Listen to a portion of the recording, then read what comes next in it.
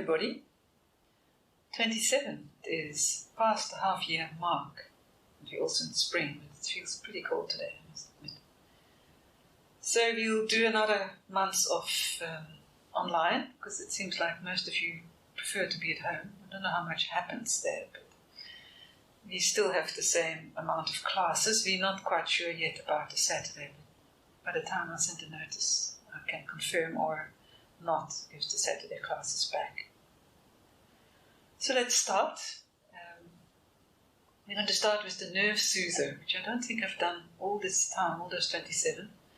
And it's working on the abdominals. You can sit on your knees if you can, maybe with a foam between your sitting bones and your heels. And your hands go like this. So it's really about the spine. It's about rounding the spine, engaging the abdominals. And then you make pursed lips and you breathe out. On the inhalation, you straighten up, exaggerate, but keep your shoulders back, and then contracting the belly. In through your nose, extend. So you extend the breath, pursed lips, and you really pull the tummy back. So see if you can do that in your own tempo. Make sure you're comfortable.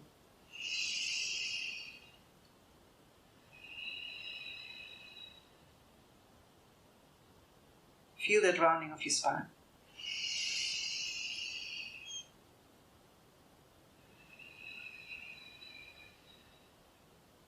Contract the belly.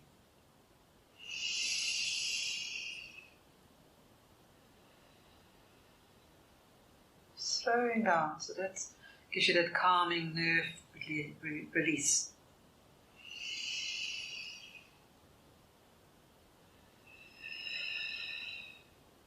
Twice.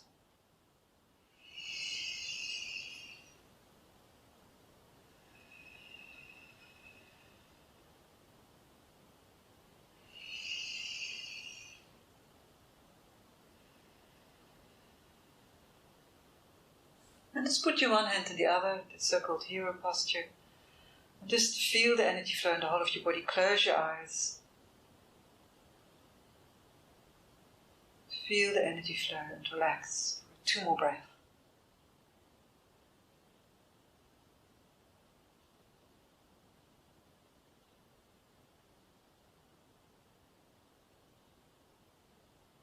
And then we're going to do a cat variation. It gives you a forearm stretch at the same time. So come onto your hands and your knees.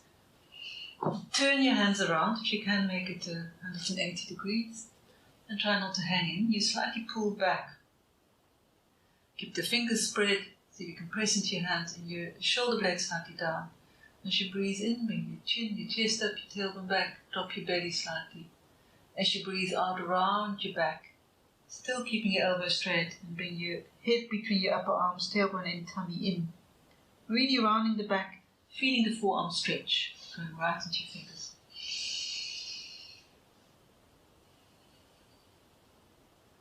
Move your spine as a unit, not leaving out any segment, and feel that your whole forearm and your upper arm and the space between your shoulder blades engage as well. So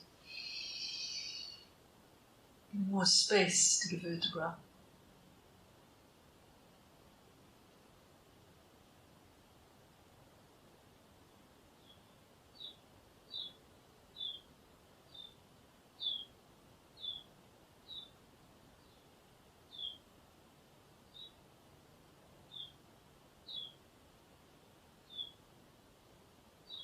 Keep your upper arm slightly rotated out. 3 more times. So you can feel the whole of your spine, including your neck.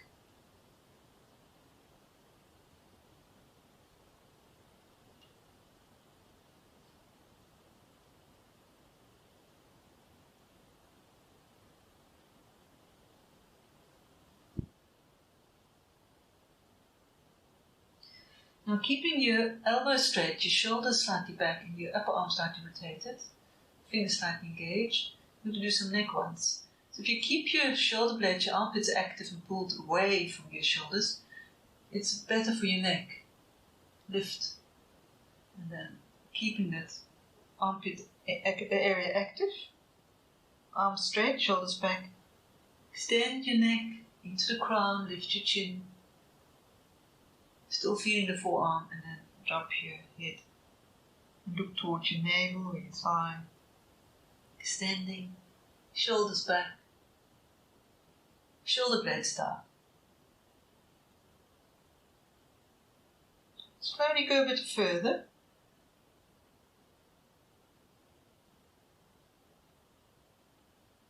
You may feel it more in your hands and your wrists.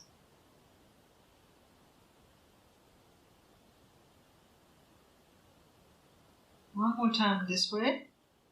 Really release your head knee down.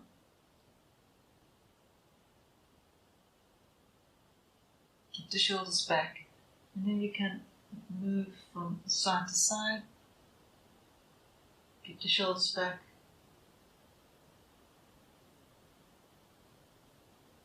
And then do circles going up, not too deep.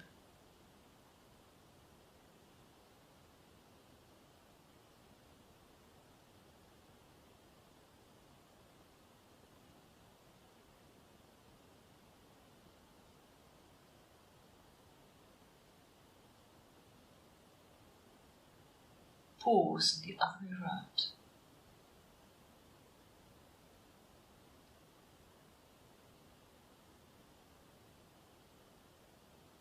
Twice. It's quite a good way to do your neck because it's kind of held in position, at least the shoulders, it's independent of your shoulders. And just release your wrist and your hands because they're going to feel it now. And you're going to do the forearm stretch. So if you feel that you want to sit in a cross-leg position rather than sit on a foam, and do this one. So it's really an elbow one, but of course you feel it into those bones, which are part of your wrists, the ulna. And you're supposed to actually be horizontal, which might be easier.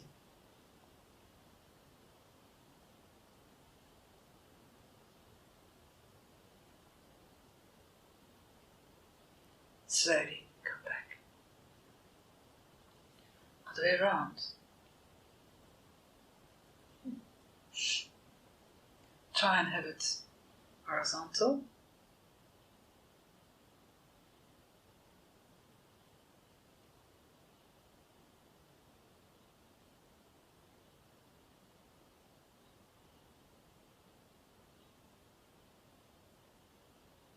And of course, if you only go so far, as long as you feel it, you go so far. I'm going to try that again.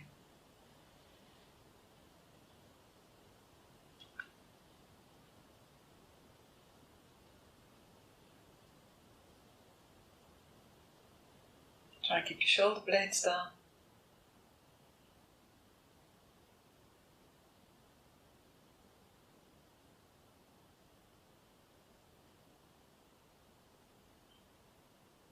Back.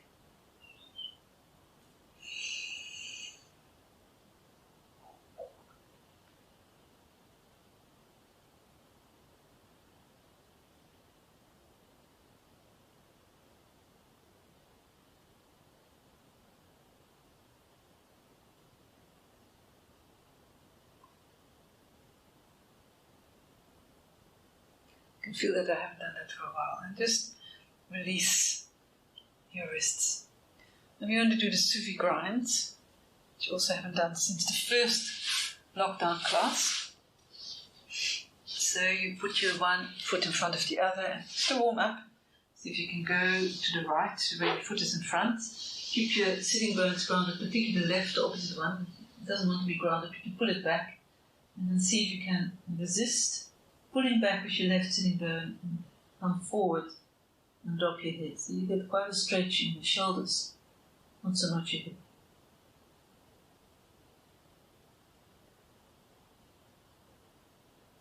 Slowly come up. Bring that left knee further down and you're going to go diagonally to the left. Because your leg is on the inside, there's more resistance. You can't so easily go further, at least I can't. And bring your right knee down, sitting bone back, and release your head and bring your elbows closer to the floor. Just ease into that.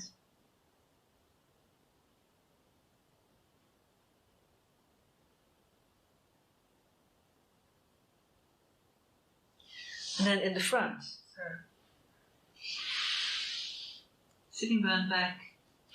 If you feel it here, stop here. If you can, go all the way down or halfway. And try not to bring your sitting bones forward, but keep them back so you get the lengthening of your back.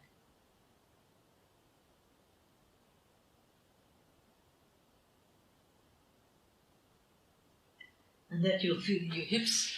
Keep your hands loose and do the Sufi grind, which they do with the chanting at the same time. It's very soothing. Try not to jerk.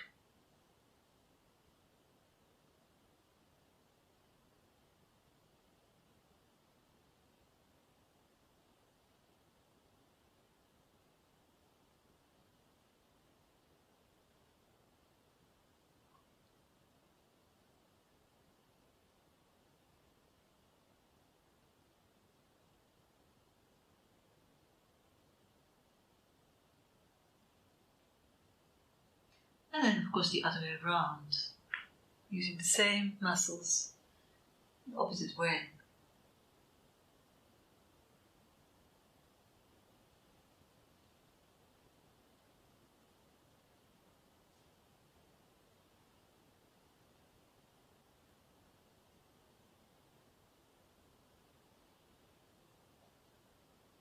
Another 2 circles. And if you can make the circle larger, do so.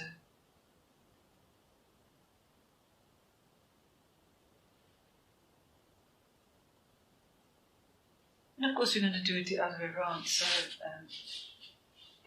going to decide where the leg is in front.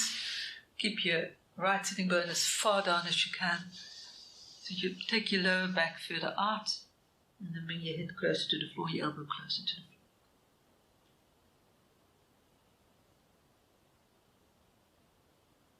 Surrender.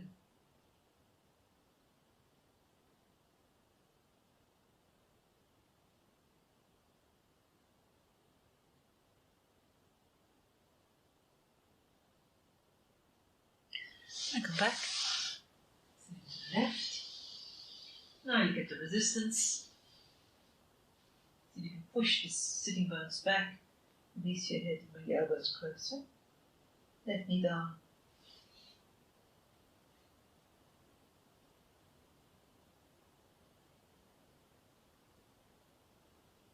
Getting to the left hip.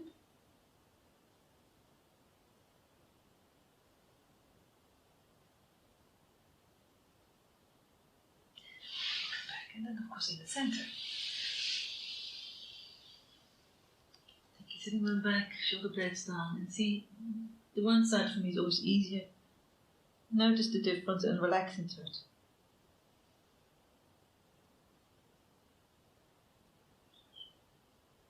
Another 5 breath.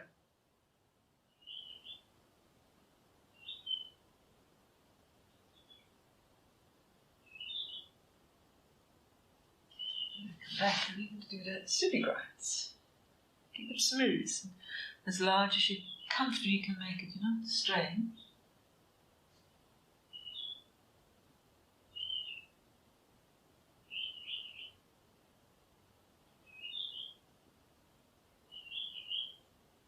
There's the robin again.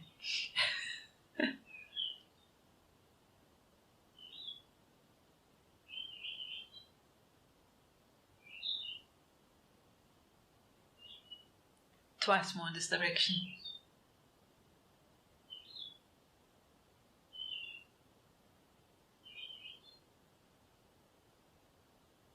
Other way around.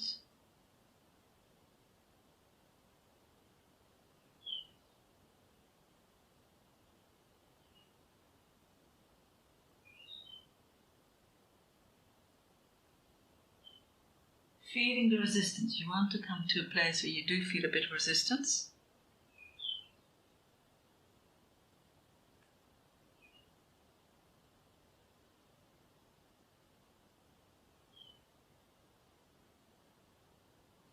Once again, twice more.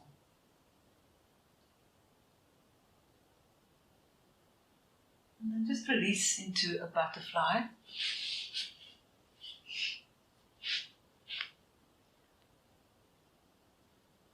Keeping your sitting bones back, releasing your head.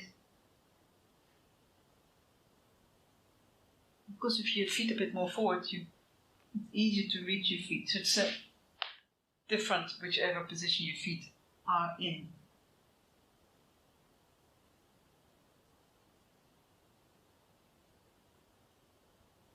Three more breaths.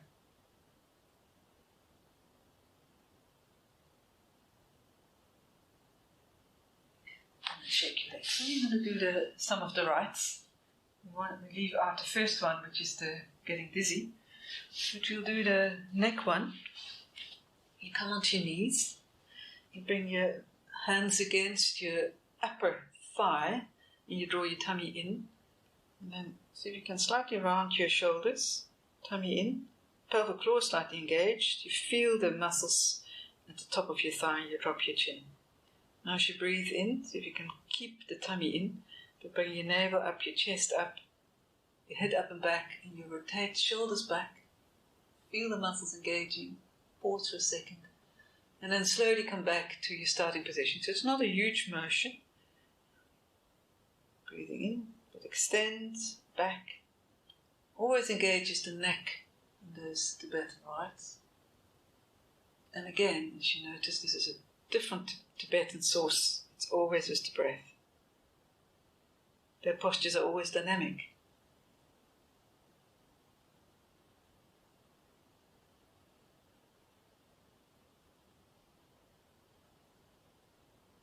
Opening the throat. Use your core muscles to support the upper back.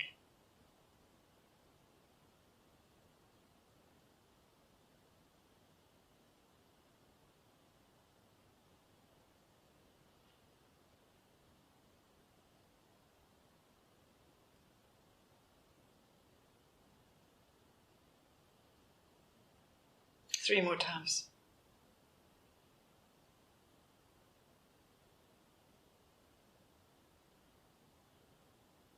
Begin to feel the throat in the back of your neck.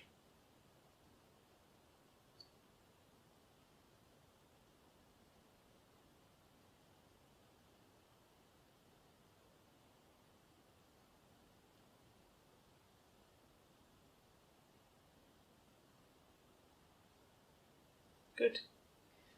We're going to come onto our back. It's the right where you use your abdominals, and it's quite strong in the neck. Now visually, it's like this. Breathing in, you down, breathing out, you come up. Breathing in, you come down. Now for lots of backs, that's not good. It's too strong. If you have a very strong back in your abdominals, then do it that way. For most back, I would advise to do this way.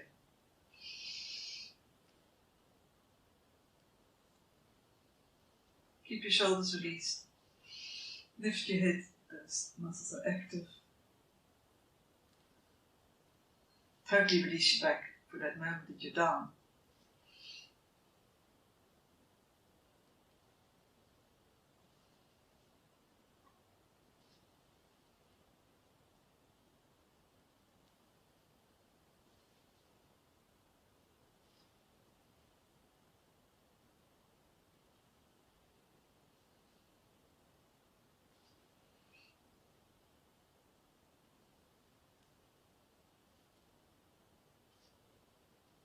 You feel how those muscles, they're obviously not so often used, and the Tibetan rites seem to know how to get to those. 3 more times.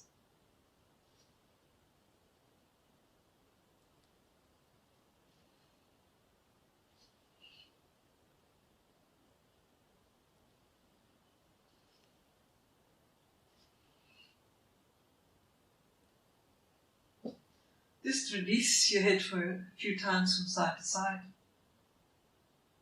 And just circle your knees.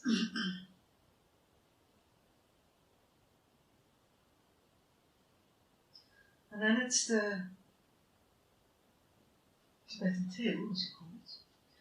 from a sitting position with your throat, again, one of the major areas that are engaged. Your feet a bit apart, drop your chin. I need to take my hands a bit back. As you breathe in, bring your shoulders away from your ears, head back, keep your knees facing forward, the toe, big toe down. As you breathe out, you slide back, keep your back straight, but drop your chin right to your collarbone notch. Rotate the upper arms out, away from your ears.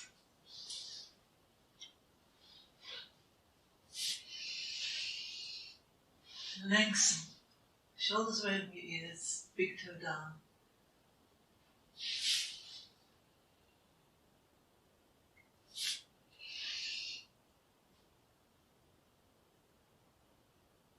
Move the breath once again. Whole body awareness.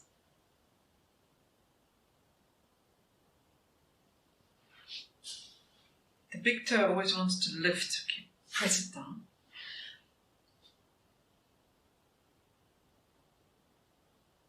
And straighten the elbows when you come up.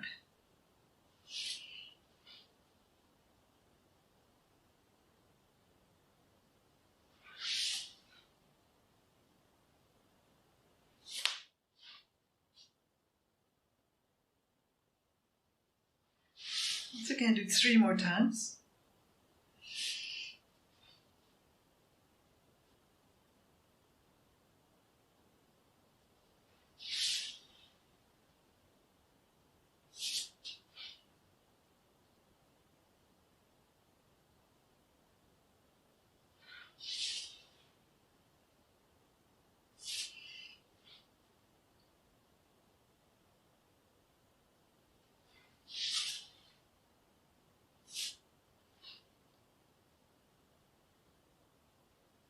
And then release in a forward bend for a moment. Keeping knees bent if you need to. Sitting bones back, chest forward, elbows to the floor. And then release your head.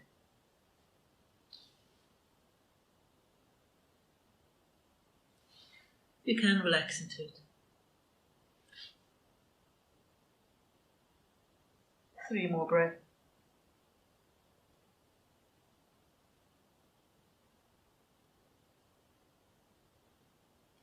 Now it's time for a twist. Oh no, sorry, first the final. Right, the dog up and dog down. With your toes curled. So maybe you should put the mat like this. So that you don't overdrop your lower back. And again, it's with the breath. So, come into the Eastern praying position. Inhalation, with your toes curled, is the dog with your head up. Lift out of the shoulders, don't overdrop your lower back.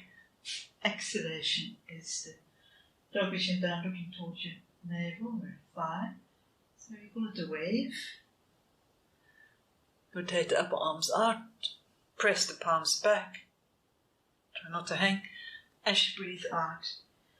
Acute angle. Head to the floor, armpits and hips toward each other. Heels down. So you begin to feel the calves. Spread the fingers, press back, collarbone up, palms back, tummy in.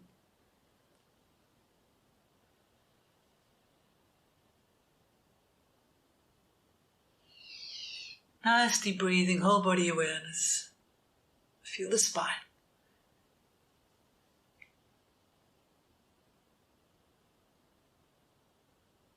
Move with your breathing tempo, not mine.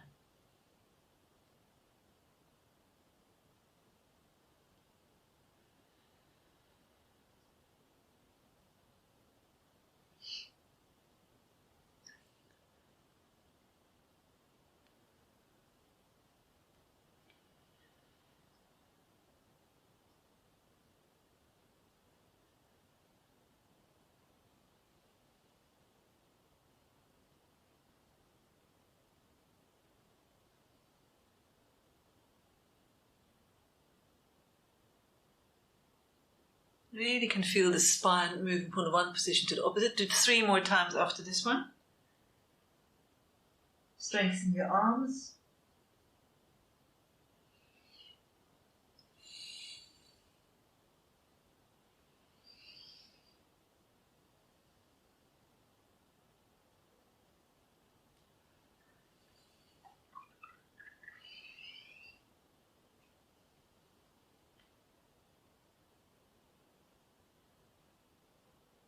When you come out of the dog, with your head down, release into an Eastern Crane position. Perhaps your knees apart. Allow your back to settle, your wrists to release. Always allow your body to relax in between. Back to the breath.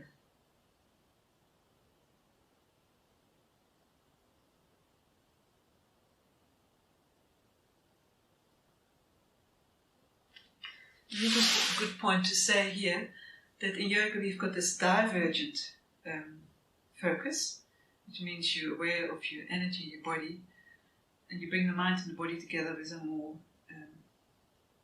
straight focus, more, I don't know what the word is, instead of a wider focus, a total focus of integrating the two. So you're always aware of your surrounding, your body, the breath, and then you're also aware of yourself in that situation, which is a very narrow focus.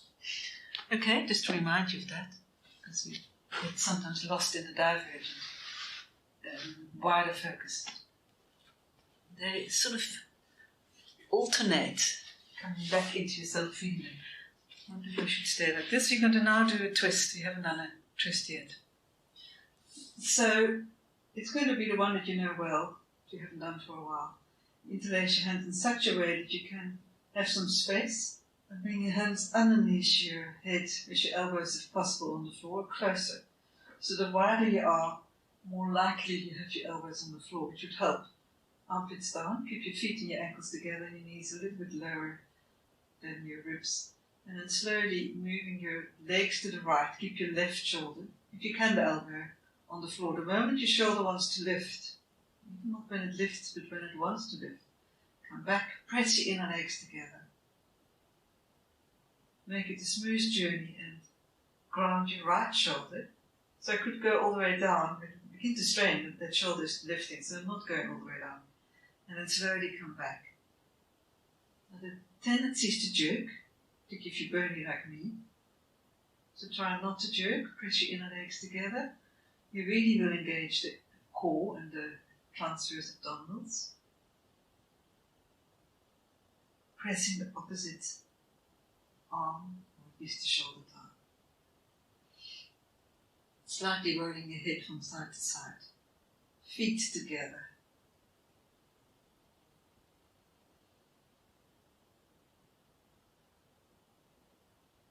And for that to happen, you have to engage those lower abdominals.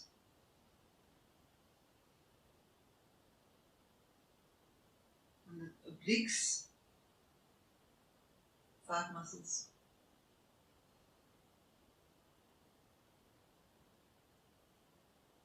Do it mindfully a few more times.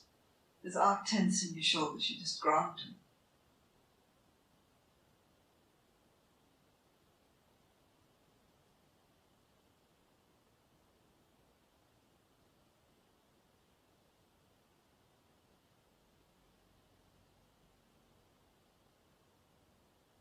And once you warm up, you can go a little bit further.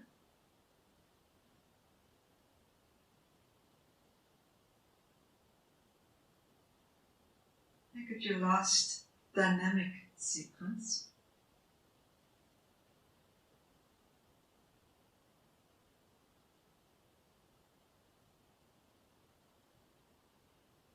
You want to stay in the twist, slightly varied.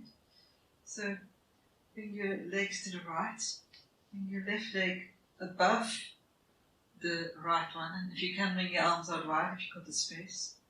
And try and release both your shoulders, release your head. You might want to go slightly to the left. And sometimes it helps to take the lower foot a little bit more out, so you can really relax the lower back. It comes up. And use your exhalation to release totally. And you find the whole left side of your body begins to open and stretch. So you can drop, there's no holding of core. Drop your shoulders.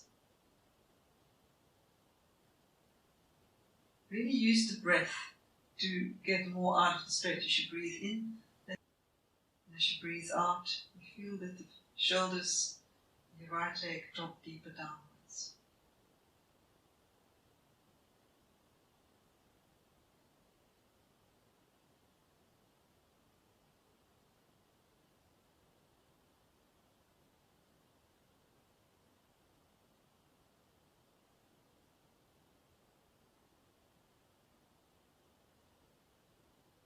Make it another 3 breaths.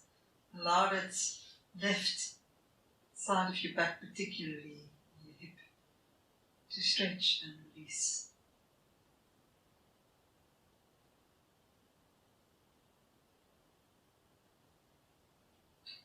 So I find my left shoulder begins to drop further. Okay, now we're going to bring the knees back together. Go to the left and bring your left leg higher. Arms wide, your head to the right. Maybe take your left foot a little bit out. Again, try and drop into it. Use your breath to breathe into the belly, into the ribs. Kick on the right.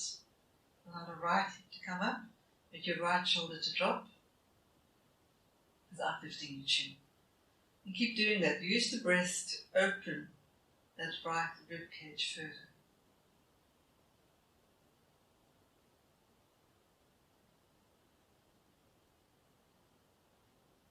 And feel how that right shoulder, with your exhalation, can perhaps drop a little bit more into gravity as the right hip comes up.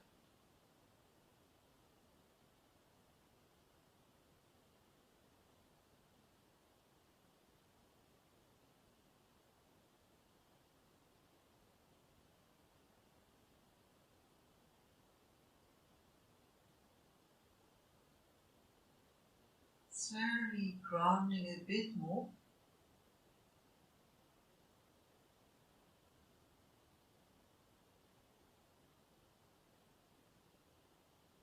Make it 3 more breaths.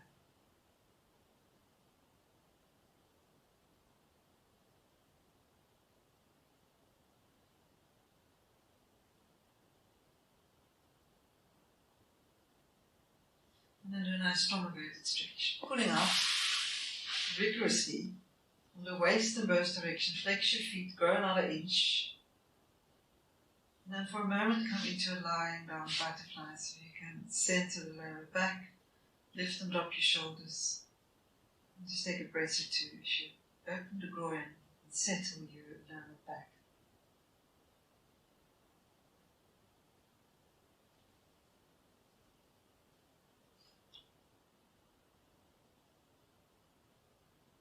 As you breathe out, feel the sacrum connecting deeper with your mat.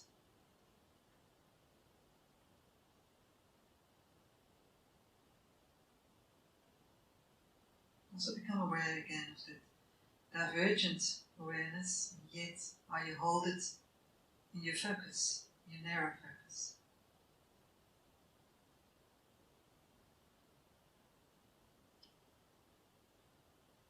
Keep your mind and your body together. You do the right angle breath.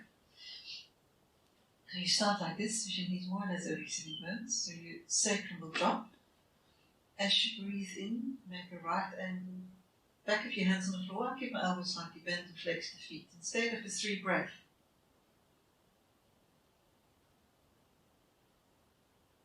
The 3rd time you breathe out, you simply come back to the starting position. So we're holding the candle basically.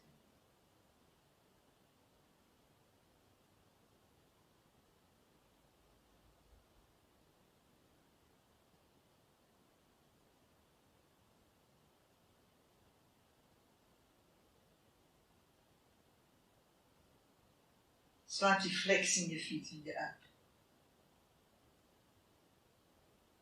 Opening out, release your back.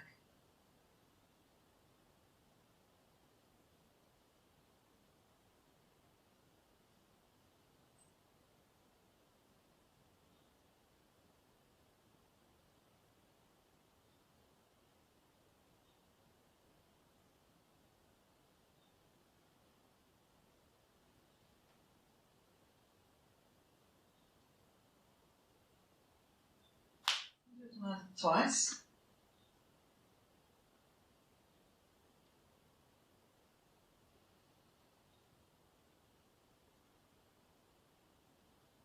Notice how you need to use your lower core to keep the legs up. And some of you might have to bend your knees more.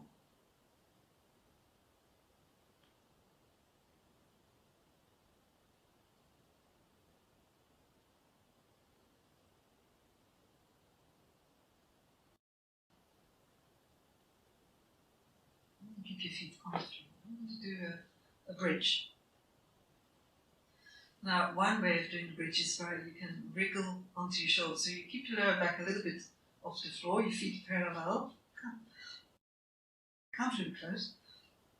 Wriggle onto your right side, onto the left, and see if you can interlace your hands. If you can have them on the floor, it's fine. If not, put them up. Big toe down, the march of the big toe down, the outer heel down, and your head centered. And then direct your hip, your chest even, and your thighs to your knees without widening it. And I can resist if you put upper arms on the floor and your hands. You can resist just those. Which will bring your chest higher, thighs higher, knees parallel. And if you're high enough, your buttocks will engage as well.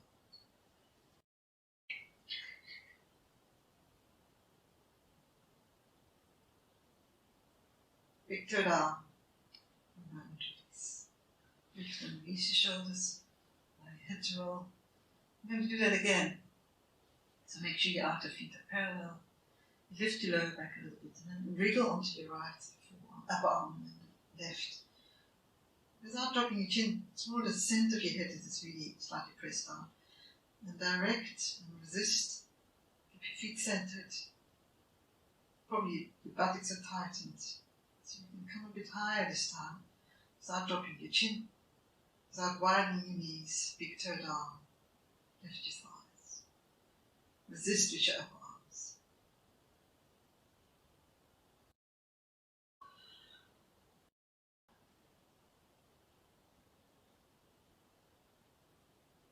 And then release, lift, and release your shoulders, allow your head to drop. Counter stretch, you can take your hands to your ankle or your shin and lift and try and take the toes to the floor or onto your back. Exaggerate. So you get quite a pull in your arms as well. It's other way around.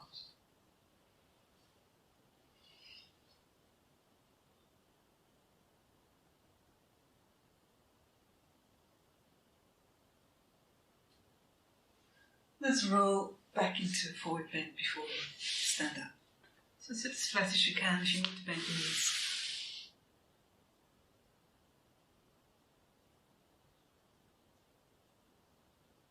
Five more breath.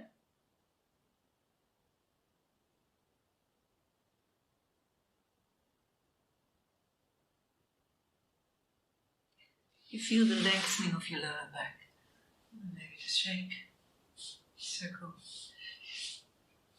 point of legs.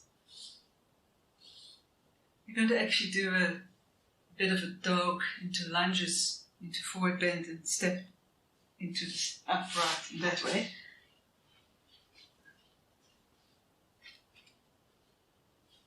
So from the Eastern praying position, come into a dog with your head down. So you can really bring the heels back, armpits and hips towards each other. You can rotate the upper arms out, but press your inner hands down.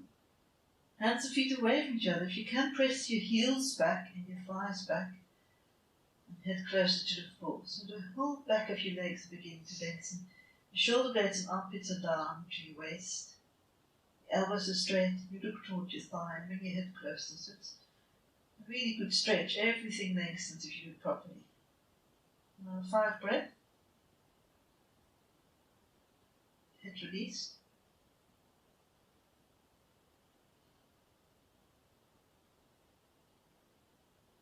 And step forward as your right foot. Keep your left knee on the floor. Keep your knee aligned.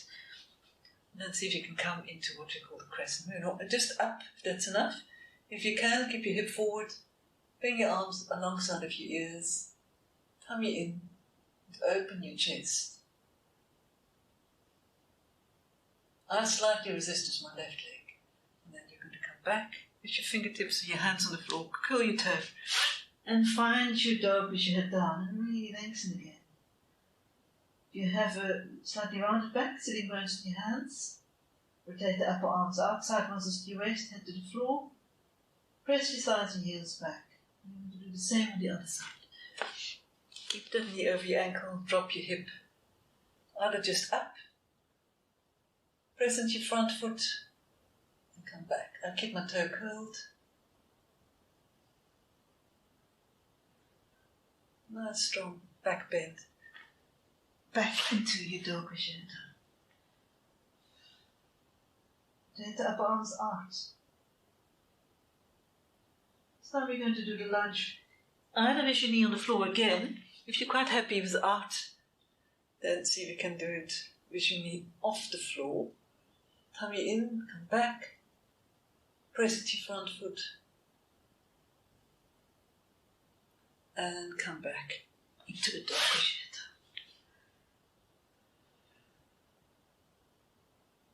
Sitting bones in your hands, so it helps your lower back. Other side. Either your right knee on the floor, off the floor. Dip. Tummy in. Try not to bring your left knee in. And then come back into a dog crescendo. Thighs back, head to the floor. Pull the heels down and then walk into a forward bend this time. You could put your hands on the floor, you could fold them, you could interlace them behind your calves and knees, pull your shoulders back. Allow your head to hang, so maybe move your neck a bit. And then come up. So you can reach up. Come into the side stretch. Interlaced side stretch.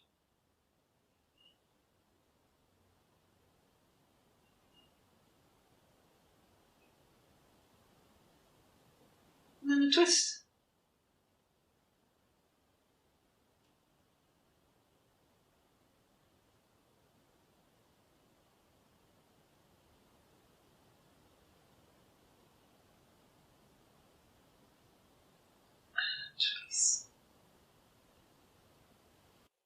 We're going to do a forward bend with one foot in front of the other, the Egyptian stance by Hard Napper. And because you're not used to it, it actually is more demanding than you think. Feet parallel, it's not a huge step, and you hold the opposite wrist with one hand, index finger and thumb. So once you've got the feet more or less parallel, the heel and the toe more or less the same level of the one foot and the other, a little distance, come back, and then into a forward bend. Shoulders released, release your head. Stay there for a few breaths and come up with your head first on an inhalation. To the back bend, shoulders back, tummy in, pause, take another breath, maybe two, and on an exhalation come forward and down. You could do a split breath, so just exhale fully. Keep your feet centered, do slightly wobbly, and it'll work the front hip more than the back hip. Chest open, tummy in, shoulders down. Keep your hands against your lower back. Center your feet. Again, as you breathe out, come forward and down. Hold this for 2 or 3 breaths in your own breathing tempo. Whole body awareness. Back bend. Tummy in, shoulders back. Hands against your lower back, your feet centered. And come forward and down. And exhale. And do that a few more times in your own breathing tempo.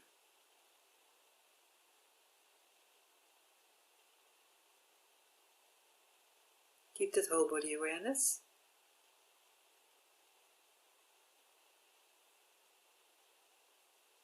And stay centered.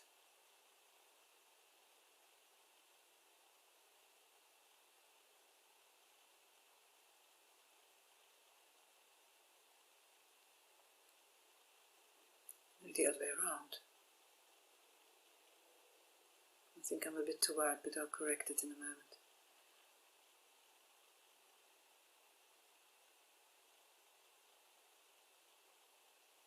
Yeah. Always release your head, your down, drop your chin. Head up first, tummy in when you come into the back bend. Shoulders back, hands against you. Chest opening. So you can really release the shoulders as you come down, release your head. Keep your feet centered and if possible parallel.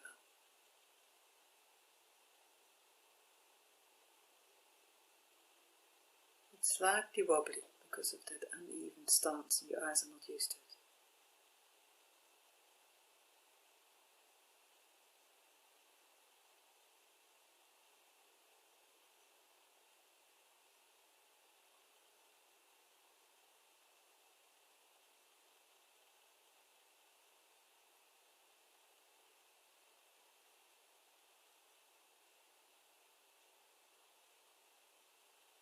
Integrating your mind and your body.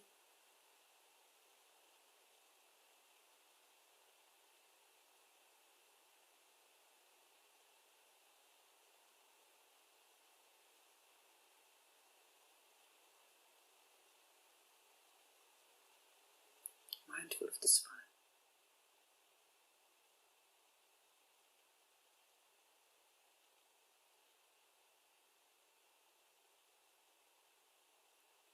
You may want to just shake your legs. You're going to do a dancer, different than we used to, which is quite a strong side stretch. So you can press into the bent knee foot with the heel of the floor, look up and press your palms outwards. Your arms should be really above your head. And both knees are slightly bent. The supporting leg is very slightly bent. Looking up, press into your palms. Your lower arm is to the side where your heel is off the floor. Quite tricky to manage, I found. It really is quite an opening of the one rib cage inside armpits. Try and keep your elbows slightly bent and resist into those palms which are facing outwards. Looking up with your upper arm over your ear, not in front of your face if possible. Keeping your equilibrium. Feel how the whole left side of your body opens. Pressing into the bent foot with the heel of the floor. Very graceful. If you're stable enough, look up.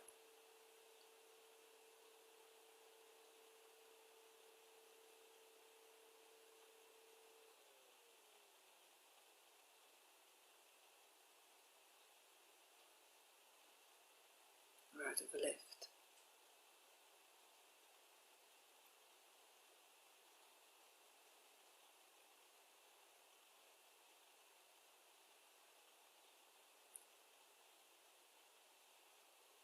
Do one more. Keep both your knees slightly bent, but particularly the one with the heel of the floor. Resist, breathe. Shoulders are down. If you can look up, look up. Right over left.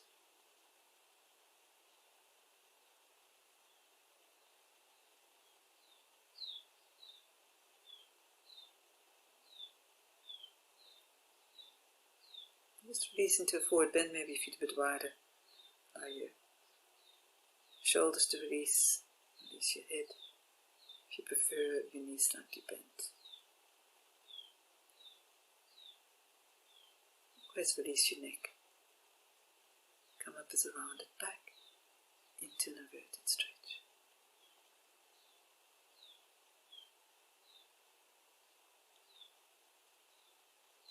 I'm going to do the tree balance. So see how high you can bring the foot. Keep your hip and your shoulders one above the other. Either your hand in the prayer position or bring your arms up. Firm pressure of your foot against your hand. You may want to fix your eyes in front of you. And if you can, straighten the elbows and bring your arms right against your hip.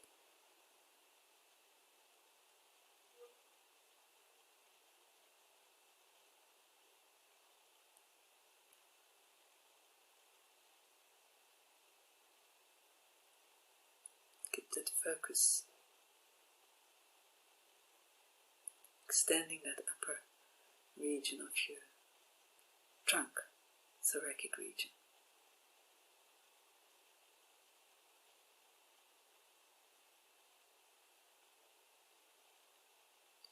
So you're going to balance on the left leg. It's tricky because the light with the clouds keeps changing and it affects my balance. Firm pressure. Keep your shoulders relaxed. If you can, bring your arms up, but extend the arms in the center.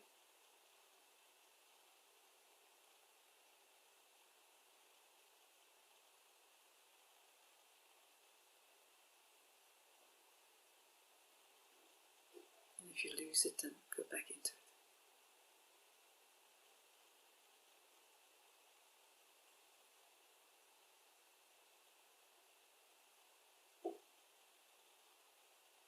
Very nice one to extend the whole upper trunk. You see how it gets dark.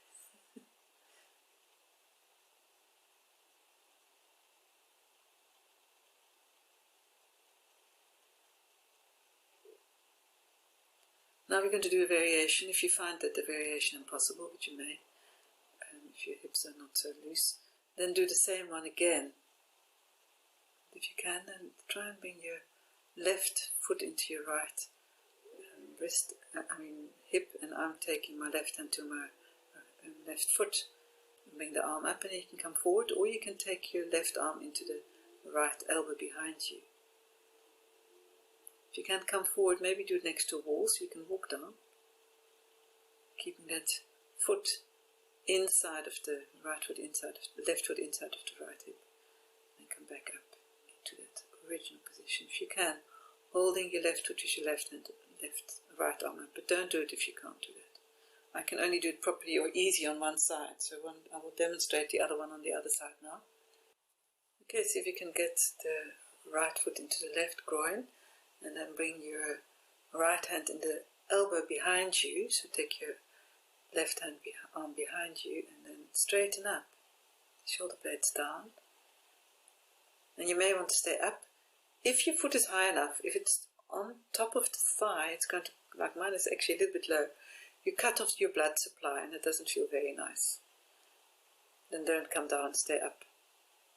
But if you can, go down again and maybe do it next to the wall so you can not fall over or you have something to fall into.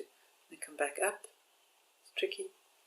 Again, the light goes on and off.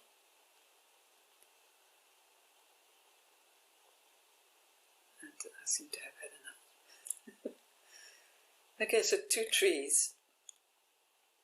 Now we're going to do a bit of jumping. Putting the weight on your hands. As you see, I come into a dog, with my head down, and a little bit more forward into a dog and forward bend. Now the trick is to bring the weight on your hands. Like I said, we don't have weights yet, so if we can come onto our toes and put the weights on our arms, bend the knees, more and more weight on the arms, and then see if you can straighten and do that a few times. Getting used to come onto your toes and put the weight on your arms, bending your knees. And then we're going to jump back. That's what the younger people do all the time. It's not so much the younger, it's the Ashtanga. The dog with your head down, and see if you can do it from there. Shifting, putting the weight on your arms, and then jump back forward. So eventually, when you get used to it, I haven't really practiced this, you stay a little bit longer into the air. I'm not. With the idea is to get the weight onto your arms. So it's like another preparation for handstands, which we do always at the wall, but doing it free. So just feel when your weight gets onto your arms. And keep it there for a moment before you jump back and up. Easier from the forward bend, with your knees bent, into the dog with your head down, then back into the forward bend, I find. But keep practicing it. It will make you warm, it will strengthen your arms. You can make the shift and then jump. It's a bit pathetic, my own, but it's how you start.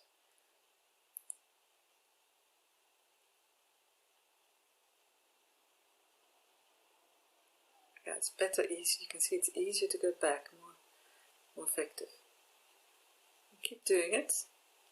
Or just stay in the forward bend with your feet or toes on the floor, heels off the floor, and get used to having the weight in your arms if you don't want to jump.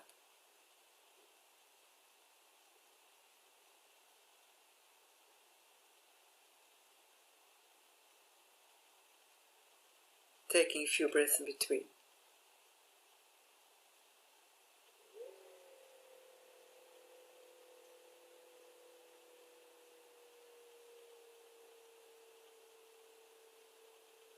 And then come into a forward bend and release. It's a good sort of arm balance practice, and trying to make it a slower jump each time. Okay, complete breath just to recover from the jump if you need to, but it's also quite a nice breathing exercise, integrating the movement with your breathing tempo, slowly coming back onto your heels. Feel the space around you. Try and only bring your heels back onto the floor at the end of the exhalation. And center. It's a strengthening of the ankles, but it's also an opening up and feeling the breath within and around you.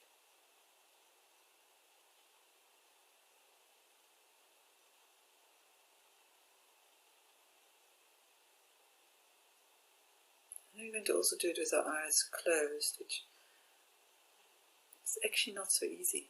You start wobbling, big toes becomes a problem. You probably come faster back on your heels as you breathe out, at least I did.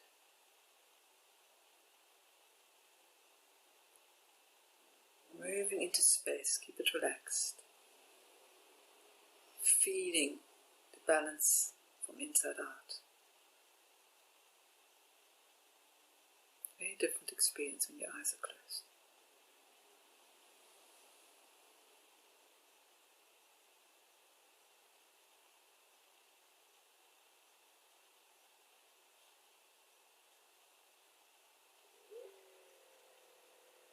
Centering. Okay, now we're going to do the martial arts sequence, which you do slow twice, really slow, which makes it so much more difficult, and then we'll do a faster one. So come into chair, sitting bones to your heels, drop your chin with your arms up, chest up, reach into your fingers with your spread, and come into the triangle on the right. Do the screwing of the jaw, keep your knees soft, breathe into the belly, so the front hip back, back hip forward. Extend, if you're stable, look up, and radiate. And come into the first martial art warrior, so the front elbow and knee always bend. Flex your hands, push into the back hand, back knee and elbow straight. If you can, lift the back leg a bit higher, hold, perhaps fix your gaze, and step back with your left leg, face forward, inner thighs closer, come up, and then release into forward bend. Folding over your right leg as close as you can get to the leg. If you need to bend your knee, do so. Breathe, straighten the back knee. Release your head. And rotated triangles, so do it from the base of the spine into the crown, inner thighs closer, not just with your shoulders. And then, so you can come up, resist with your left arm, and then twist to the right as you keep your back arm straight, back leg straight, and hold. Front knee bent, it makes it tricky, and then bring your left knee towards your chest and hold it as high as you can, and then come back into chair. Thighs and sitting bones to your heels, stepping back with your right leg into the triangle to the right, reach into your fingers, rotate your feet out, unscrewing of the jaw, feet position. Armpits are active. Breathe into the belly, knees are soft. First martial art warrior, press into your left forearm, keep your left knee bent. Reach back into your foot and hands, keep them straight. Come into the forward bend on the left and surrender. So if you can release your head towards your left leg, inner thighs closer, front hip back, back hip forward. Shoulders are released. And come into the rotated triangle. So rotate from the base of the spine into the crown, not just with your shoulders, inner thighs closer. And carefully shift your weight to the front leg. Bring your right arm forward, keep the elbow bent, press into your left hand, left foot, keep the front knee bent. Carefully rotating, your right knee up, back into your chair position.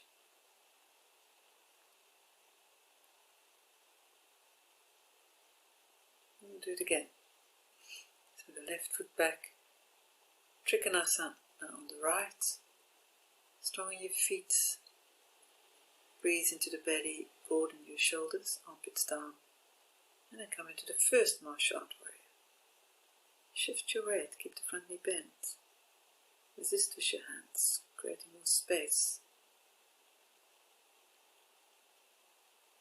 Forward bend on the right.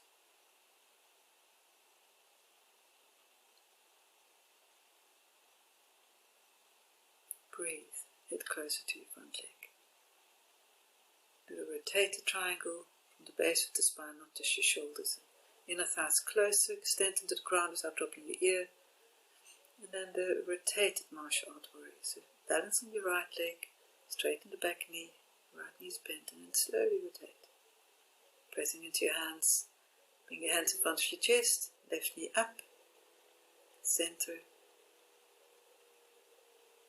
back into that chair or strong pose. Sitting bones to your heels, chest up, head down. Breathe. Right foot back, Trikonasana on the left. Whole body awareness radiate. If you're stable, look up.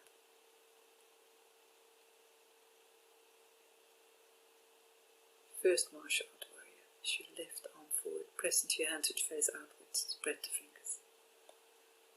Reach into the back foot, chest up.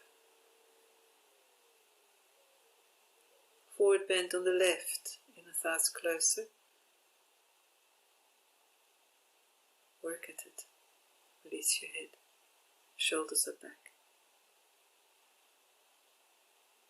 Rotated triangle from the base of the spine. Rotate, shoulder blades down without dropping your ear. And then see if you can come up. Press into your left leg, right forearm. Rotate. Breathe. Center. Keep that front knee bent, back knee straight. As you bring your right knee up, palms together. Hold. And then back into chair. We'll do it again but faster. Triangle on the right. First regular martial art warrior. And then forward bend on the right. Rotated triangle. And then the rotated martial art kind of twist. To the right with your right knee bent, knee up, palms together, and do the other side without me talking.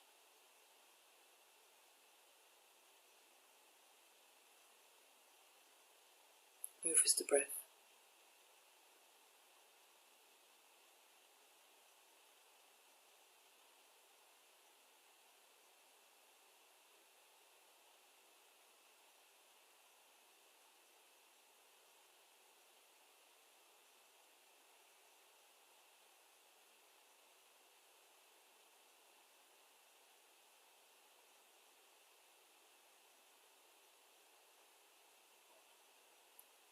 Okay.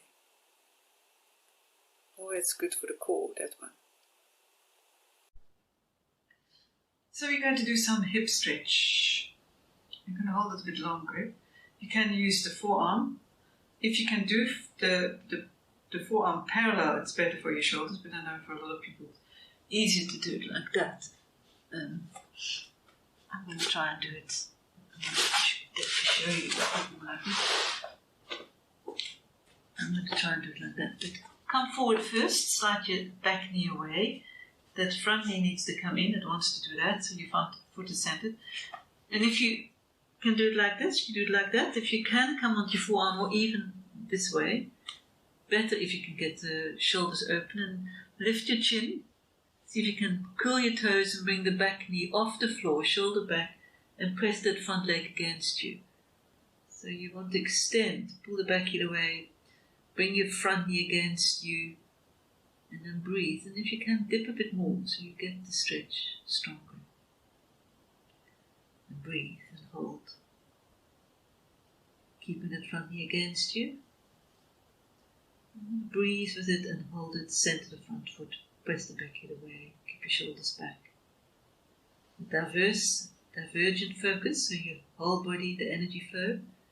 And then bring your mind and your body together in that direct focus as well.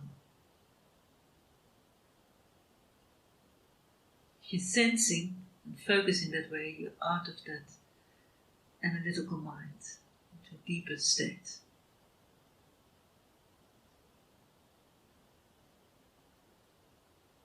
Quite a strong core and stretch. So if it's too strong, bring it a bit up.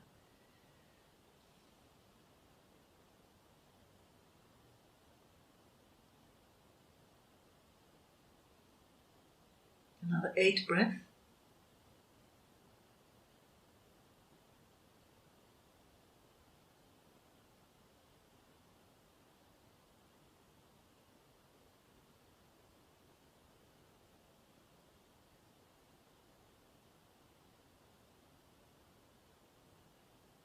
So you hold the divergent focus and the narrow focus at the same time. It's strange. Try it the other way around. Keep your knee over your ankle. Slide the back toes away. But try not to bring the knee back. It should be over your ankle. And then if you feel it here and you want to bend your elbow, do it that way. Pushing your knee in. You can hold it like this. Extend your chest and your head. Maybe drop your hip a little bit, pull your heel back, and try not to hunch your shoulders so the shoulders are back. Head slightly released. Pushing your left knee in. Breathe.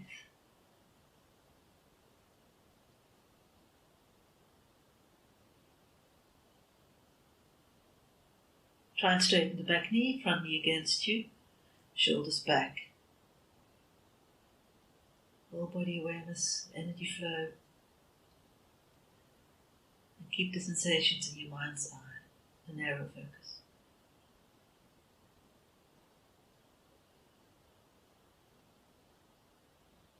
Eight more breaths.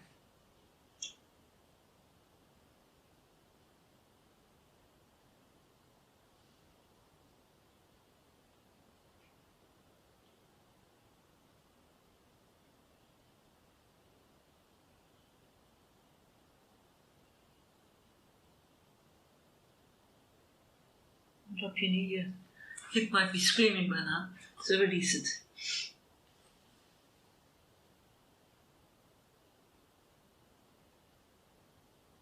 Release your back, your shoulders, your wrists.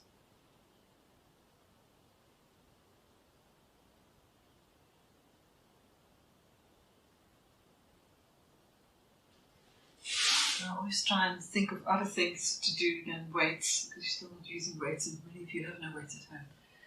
So you're going to do the side plank, and perhaps lift your leg if you feel you can. And there are 2 versions of the side plank for those people who struggle with the side plank. Maybe wrist or something. Then it's a bit of a cheat, I think, but that is the other side plank. Otherwise, you come from the regular plank into the side plank like that. And if you want to try and lift the upper leg, you can try and do it like that. Maybe fix your gaze and find the gaze helps a lot because it is a balance.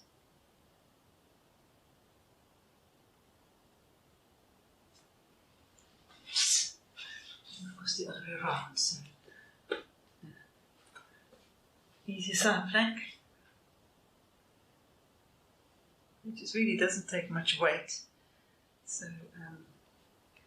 those of you who can do this one into this one, try and do it.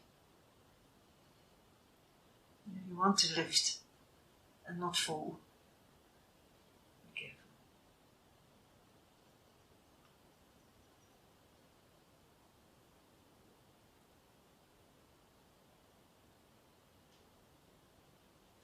And from there, come into perhaps a hero position, and as you prefer the child pose.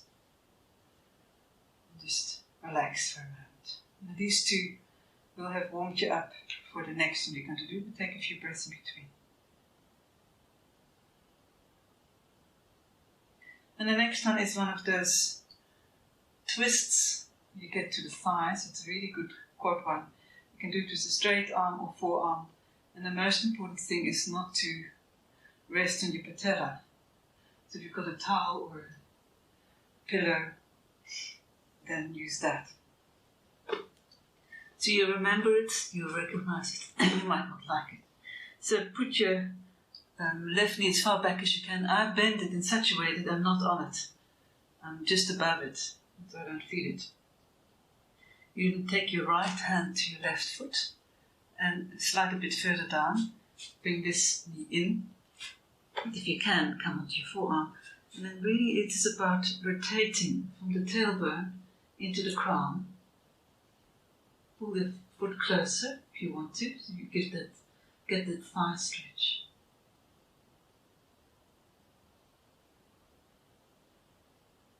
Push the knee in.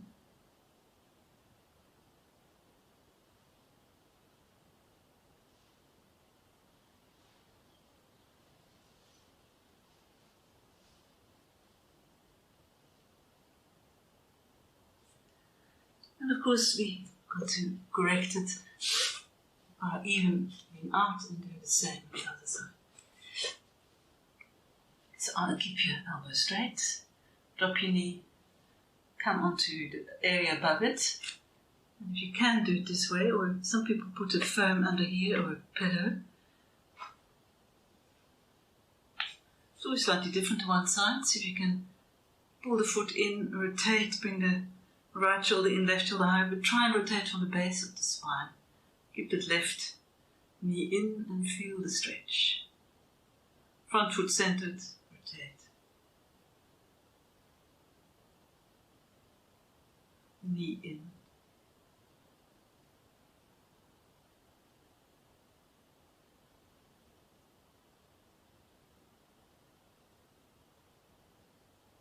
So it's quite a good side stretch. I must say it didn't feel too bad, so maybe we've done it recently. It's helped. I'm going to do it once more.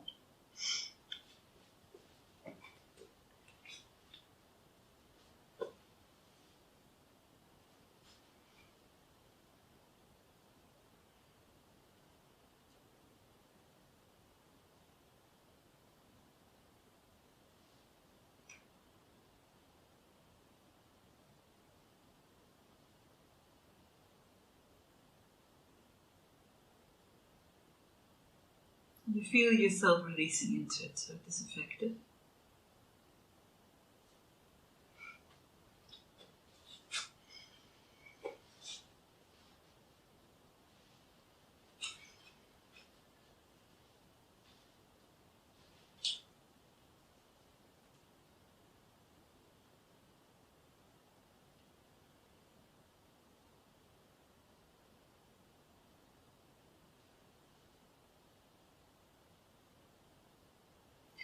Yeah, it's almost gone. The pain of the stretch. And then release. Totally release in between.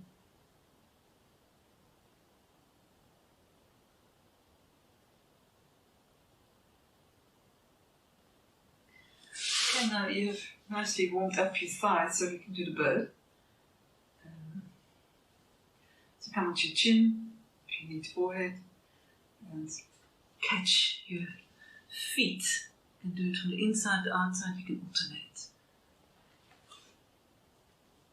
Try and have your knees parallel. Now for some people it's easier when it's wider. Zip up the tummy and then lift your head. Push your feet and your hands into each other. So it's both ways if possible. And if you can, clear the thighs of the floor. Push your feet into your hands, higher, shoulders slightly back. Breathe. It's a back bend, so your abdominals are engaged.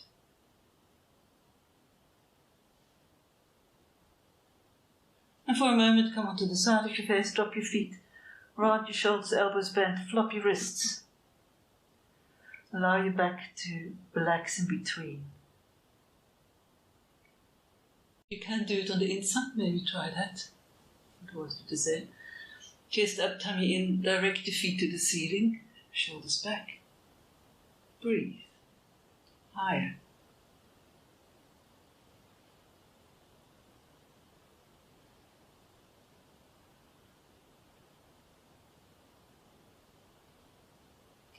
And relax on the other side of your face.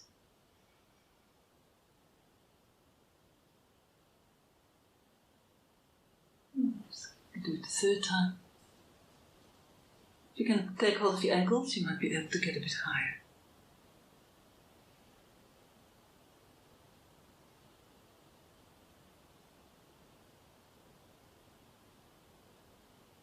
Well done, bring your knees quite wide, so you can bring your heels together and round your lower back. Come onto the tip of your forehead and walk your hands forward, so that your back can widen and lengthen. And then release your hip actually, and perhaps bend your elbows slightly.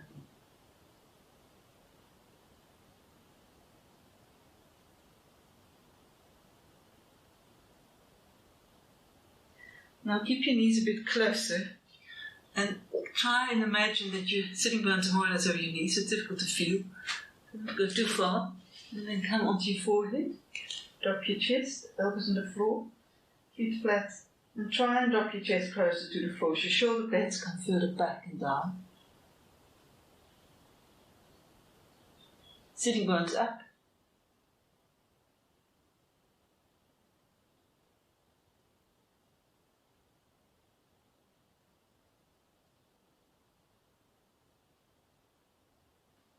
And then lift your head and walk back to child pose, Eastern Greek position, and allow your back to round a bit more.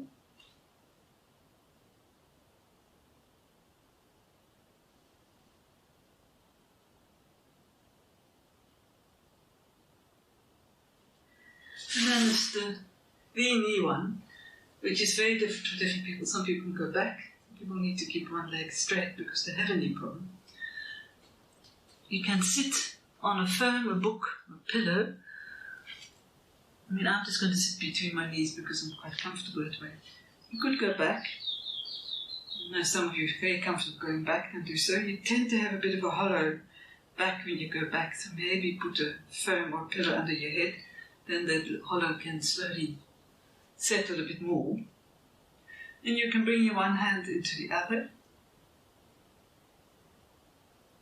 Over time, this area begins to stretch, but of course a lot of you haven't done your homework. So then it's the ankles. Then you might have to sit higher, because that seems to be for a lot of people worse than the knee. But if you're a runner, that's a good stretch there. So just take comfortable, natural yoga breath. Try not to put your feet out, they should go back. And just maybe close your eyes at the center and feel that the knee muscles and the ankle muscles kick in.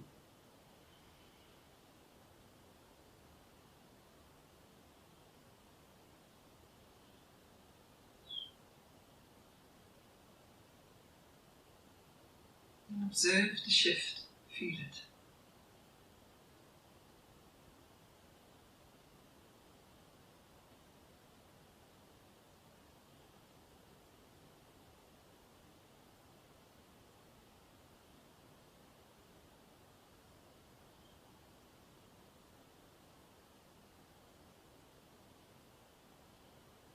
Allow your sitting bones and your legs to release into the floor. So you're not sort of half holding on, tightening, but as you breathe out, begin to release more into the posture.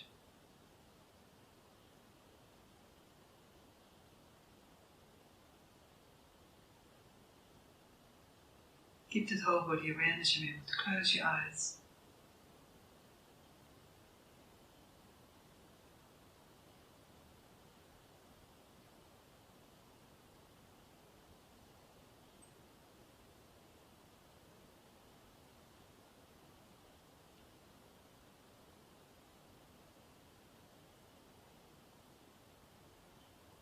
Feel the shift.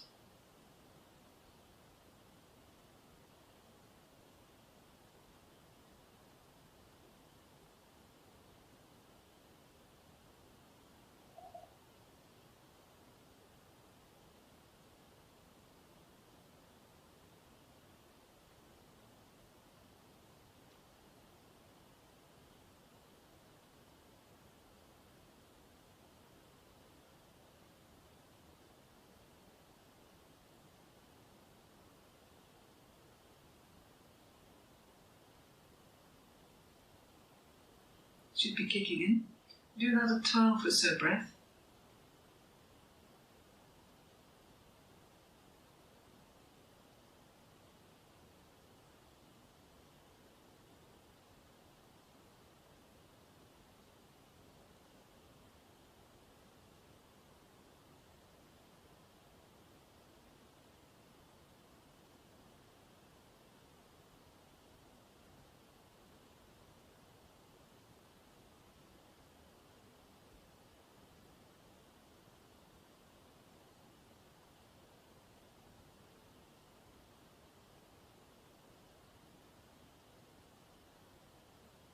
Perhaps you're beginning to feel that contraction around your knees, tightening around your ankles. Now the trick is always to come out of it. If you're down, carefully roll maybe on your side, and if you can push yourself up, push yourself out. Otherwise, come forward, that's usually the worst part, and straighten the back leg, pull the heel away, curl your toes, and begin to lengthen that back leg.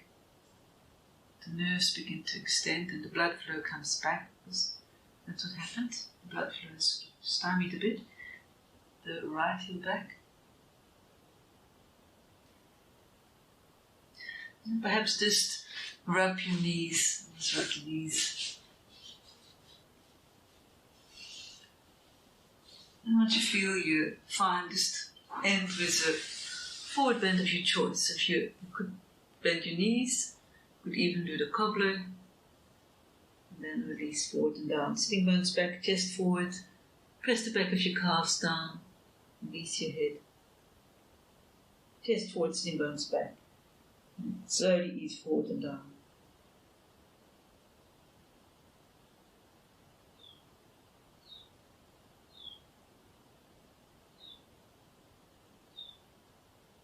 Five more breaths.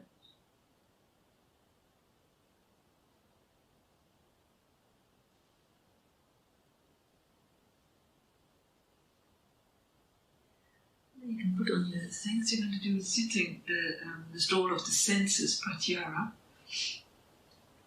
and then lie down. So if you need a blanket or a pillow or socks on and a jersey on, put it on now. So we're going to start with withdrawal of the senses, pratyahara. We're going to focus on the sound and the vibration inside of your head by making that humming sound. So this is quite a comfortable position for me. You bend your elbows, rest on it, and come up with your chest. It doesn't really help to be against the wall, I think. And then you need to take your middle finger and your index finger just over your eyebrows, or over your eyes, but not pressing in your eyelids. And then the ring finger and the middle finger can go against your cheek. And once I stop talking, as you know, you block off your ears. And for 12 breaths, you make the humming sound. So you might hardly hear me because I'm on my own here. I don't think it's going to help much if Kim helps me because she's too far away. And then afterwards you simply lie down and relax totally. Hearing the echo, creating inner silence and that spaciousness within you, that boundlessness. So you can start by finding the right position for your hands and block off your ears. And 12 breaths on the exhalations make the humming sound, but make sure you block off your ears properly.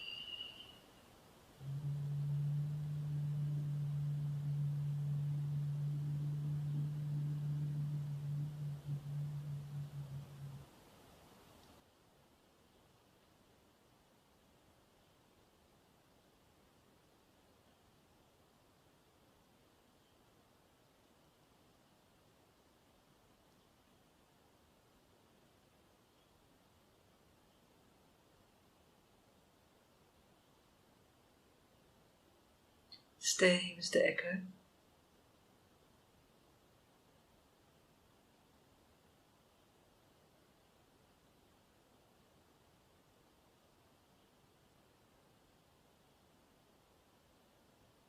And then drop into silence and allow your breath to settle as you spread downwards.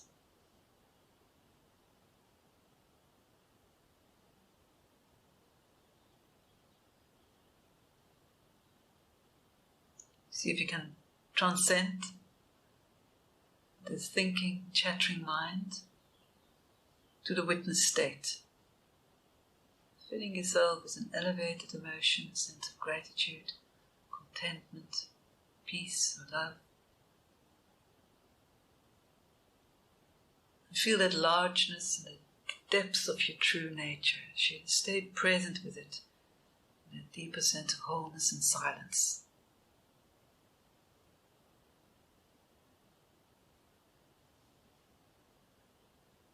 Allowing what is, not censoring anything, just being present with what is.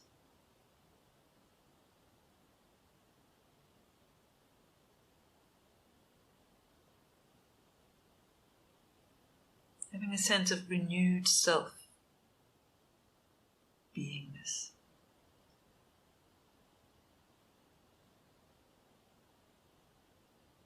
Allow your mind to flow with the music in harmony.